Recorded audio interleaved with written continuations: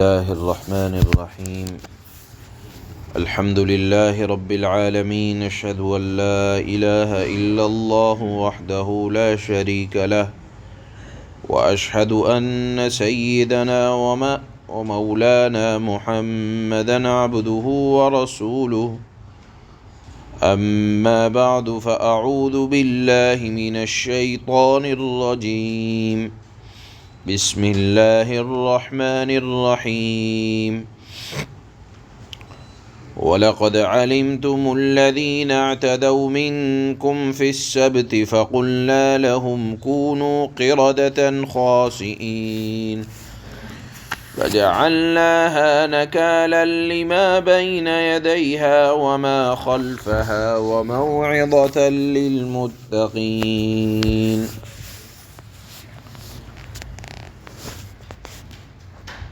حضرت موسیٰ علیہ السلام کی قوم کا ذکر چل رہا ہے. حضرت موسیٰ علیہ السلام کے کئی سو سال کے بعد جب حضرت داؤد علیہ السلام کا زمانہ آیا تو یہودیوں کی ایک بستی جو شام کے علاقے میں مغربی ساحل سمندر کے پاس آباد تھی،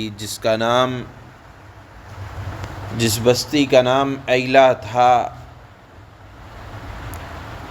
وہاں تقریباً 80,000 یہودی آباد تھے.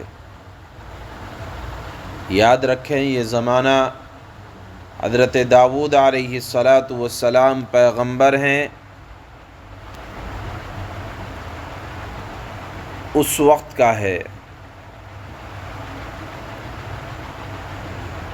یہودیوں کی کتاب توریت کے اندر سنیچر کے دن ان کی عبادت کے لیے خاص تھا، اور حکم یہ تھا کہ سنیچر کے دن کوئی معاشی کاروبار نہیں کیا جائے گا، وہ دن خالص عبادت کے لیے متعین ہے. ہفتے کے باقی ایام میں سب کچھ کرو، تجارت بھی کرو، لیکن سنیچر کا دن یہ اللہ کی عبادت کے لیے خاص رہے گا. لہذا حکم یہ تھا کہ جو یہ ساحل سمندر پر، چونکہ یہ قوم آباد تھی، مچھلی کی تجارت تھی، لیکن حکم یہ تھا کہ سنیچر کے دن کوئی کام نہیں کیا جائے گا. اللہ کی طرف سے امتحان یہ ہوا کہ ساحل سمندر پر مچھلیاں سنیچر ہی کے دن آیا کرتی تھی زیادہ.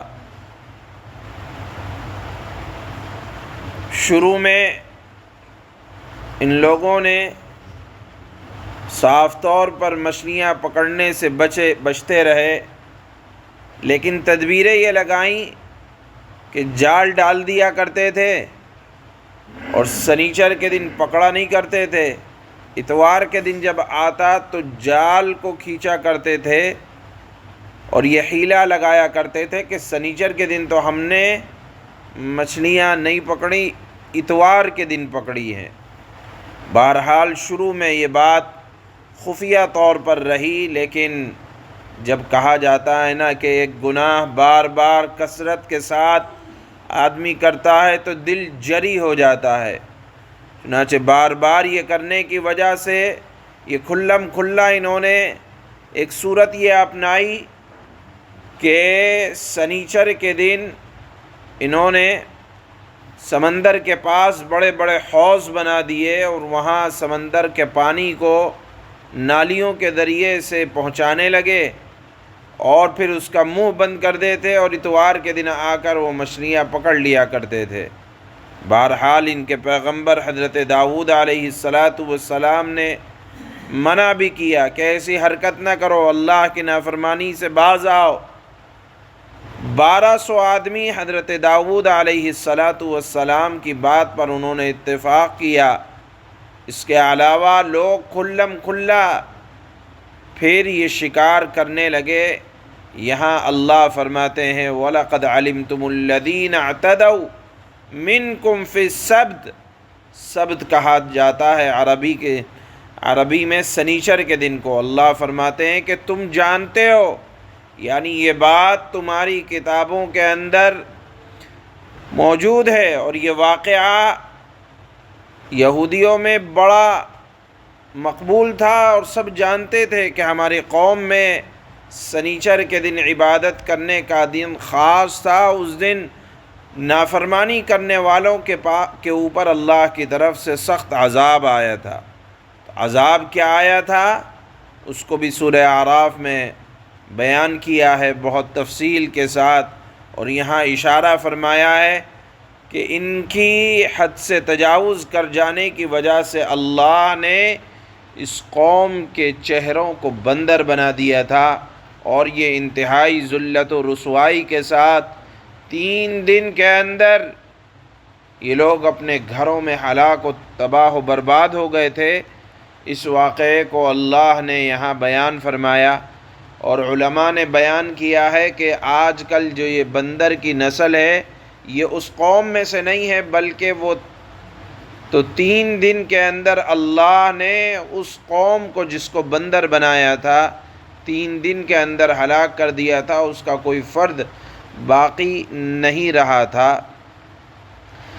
آخر میں اللہ نے سنیچر کے دن نافرمانی کرنے والوں کے بارے میں ارشاد فرمایا کہ یہ واقعہ تمہیں اس لیے بیان کیا جا رہا ہے تاکہ نافرمانوں کو عبرت ہو جائے کہ اللہ نافرمانوں کی نافرمانی کو بہت زیادہ برداشت نہیں کرتے، اور جو پرہیزگار ہیں اللہ کے نیک بندے ہیں ان کو اس واقعے سے نصیحت حاصل ہو اور تسلی کا سامان ہو۔ بہرحال پرہیزگاروں کے لیے یہ واقعہ نصیحت ہے، اور نافرمانوں کے لیے یہ واقعہ عبرت ہے کہ اللہ نافرمانوں کی نافرمانی کو دنیا میں بہت برداشت نہیں کرتے۔ اللہ فرماتے ہیں وَلَقَدْ عَلِمْتُمُ الَّذِينَ اعْتَدَوْا مِنْكُمْ فِي السَّبْتِ فَقُلْنَا لَهُمْ كُونُوا قِرَدَةً خَاسِئِينَ فَجَعَلْنَاهَا نَكَالًا لِمَا بَيْنَ يَدَيْهَا وَمَا خَلْفَهَا وَمَوْعِظَةً لِلْمُتَّقِينَ۔ اور تم یعنی اے یہودیو اپنے ان لوگوں کو اچھی طرح جانتے ہو جو سنیچر یعنی یوم السبت یعنی جو سنیچر کے معاملے میں حد سے گزر گئے تھے۔ وہ معاملہ کیا تھا بتایا کہ وہ سنیچر کے دن شکار کرنا مچھلیوں کا یا معاشرت یا معاشی تجارت کرنا، یہ سب ان کے ہاں اس دن کے اندر درست نہیں تھا۔ اتفاق یہ کہ اللہ کی طرف سے امتحان ان کے لیے شکار اسی دن زیادہ آیا کرتا تھا، تو اس معاملے میں وہ حد سے گزر گئے تھے۔ چنانچہ ہم نے ان سے کہا تھا کہ تم دھتکارے ہوئے بندر بن جاؤ، ان کے چہرے مسخ ہو گئے تھے۔ یہ کیوں کیا اللہ نے؟ اللہ فرماتے ہیں فَجَعَلْنَاهَا نَكَالًا لِمَا بَيْنَ يَدَيْهَا وَمَا خَلْفَهَا وَمَوْعِظَةً لِلْمُتَّقِينَ۔